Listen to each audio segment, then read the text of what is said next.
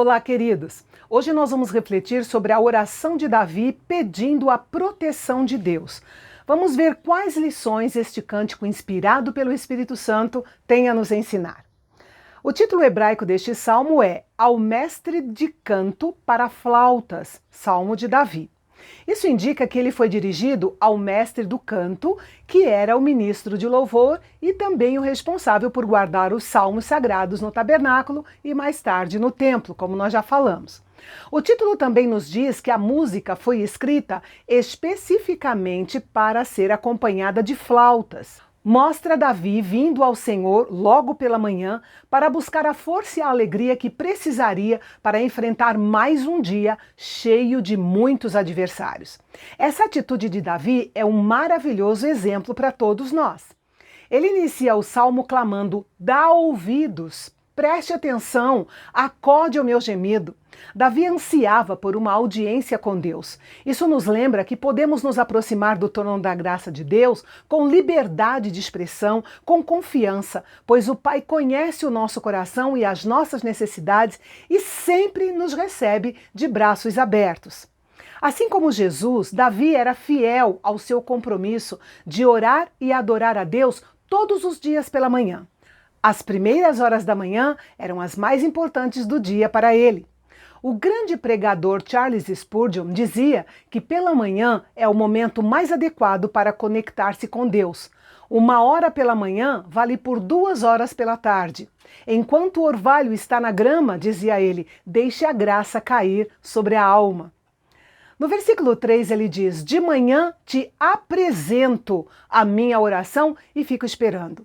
O termo traduzido por apresentar é ordenar, organizar. É o mesmo termo usado para descrever a disposição ordenada da lenha e dos pedaços do sacrifício sobre o altar, como também da colocação dos pães da proposição sobre a mesa do tabernáculo. É como se o salmista dissesse: organizarei minha oração diante de ti. Vou colocá-la sobre o altar pela manhã, assim como o sacerdote prepara o sacrifício matinal. Esse termo também possui conotação militar, de um soldado que se apresenta ao seu comandante para receber as ordens do dia. No final do versículo 3 ele diz: "Fico esperando." Esse termo dá a ideia de aguardar ansiosamente, olhando para o alto, até que Deus venha e o abençoe. Em nossos encontros matutinos com o Senhor, devemos ter a mesma postura de organização, apresentação e espera. Nos versículos 4 a 6, Davi ressalta que Deus não tem prazer na maldade e odeia todos os que praticam a iniquidade. Veja que à medida que Davi se aproxima de Deus em oração, ele se torna cada vez mais consciente da santidade de Deus e da pecaminosidade do homem. Aliás, esse é um ótimo teste para avaliarmos nossa vida de oração e perceber se, ao orar, estamos nos aproximando de Deus ou apenas pronunciando palavras ao vento. Se estivermos, de fato, nos aproximando de Deus, nos tornaremos cada vez mais sensíveis ao pecado, uma vez que o Deus do qual estamos nos aproximando é um Deus santo. Muitos alegam que Deus é tolerante porque ele é amor, mas o fato de ele ser um Deus de amor não muda o fato de que ele abomina o pecado e castiga os pecadores.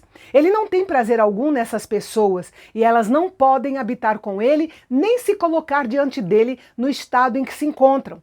Ele aborrece, isto é, detesta, abomina aqueles que são homicidas e mentirosos. E se os que praticam esses males não crerem no Filho de Deus e no poder da sua morte na cruz, ele os destruirá. Esta é a realidade nua e crua prescrita na palavra de Deus. Quando Davi diz "eu, porém", não significa que ele pensasse ser justo enquanto todos os outros eram pecadores. Não. Sua base de confiança era a riqueza da misericórdia de Deus. Então ele faz 3 pedidos. Primeiro, ele queria orientação. Ele pede que o Senhor o guie na sua justiça e endireite o seu caminho. Isso reflete a sua constante confiança em Deus. O segundo pedido era por justiça.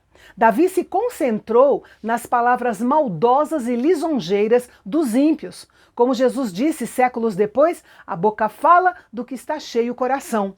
Nossa justiça ou nossa maldade, mais cedo ou mais tarde aparecerá em nossas palavras.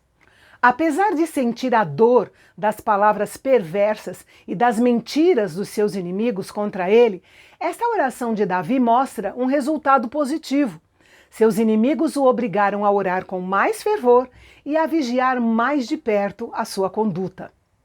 E o terceiro pedido de Davi era pela bênção de Deus. Sem dúvida, a maior bênção que podemos alcançar é o favor de Deus.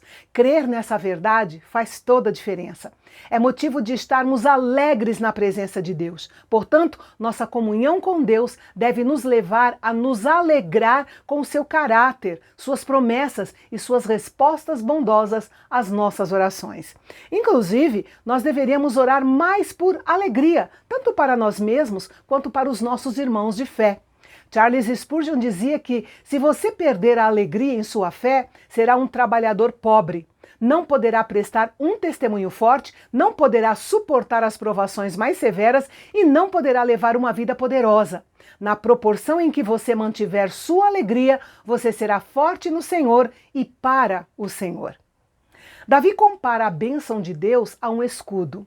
Um escudo não protege nenhuma área específica do corpo. Ele é grande e móvel o suficiente para cobrir toda e qualquer área do corpo de acordo com a necessidade. É armadura sobre armadura. Assim é a bênção de Deus. A nossa posição na sua graça nos protege totalmente. E no próximo salmo, nós vamos ver como Davi registrou os estágios de uma experiência difícil, mas que pela fé ele passou da tribulação para o triunfo. Com certeza será uma lição muito importante para a nossa caminhada de fé. Não perca, é amanhã aqui no Canal Bendito, o nosso canal de Fala Fácil. Até lá!